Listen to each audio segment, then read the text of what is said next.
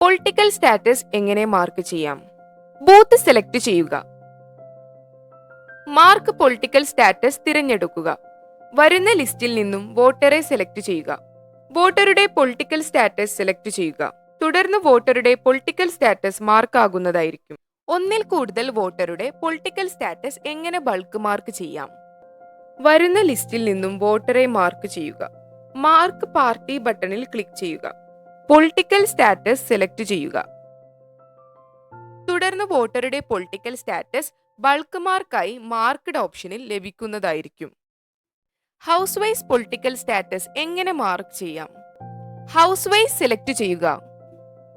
വരുന്ന ലിസ്റ്റിൽ നിന്നും ഹൗസിന്റെ പൊളിറ്റിക്കൽ സ്റ്റാറ്റസ് മാർക്ക് ചെയ്യുക. സബ്മിറ്റ് ബട്ടണിൽ ക്ലിക്ക് ചെയ്യുക.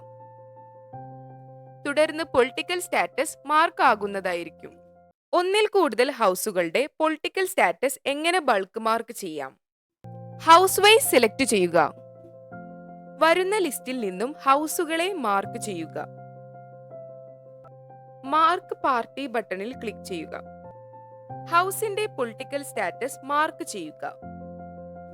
തുടർന്ന് ഹൗസുകളുടെ പൊളിറ്റിക്കൽ സ്റ്റാറ്റസ് ബൾക്ക് മാർക്കായി മാർക്ക്ഡ് ഓപ്ഷനിൽ ലഭിക്കുന്നതായിരിക്കും.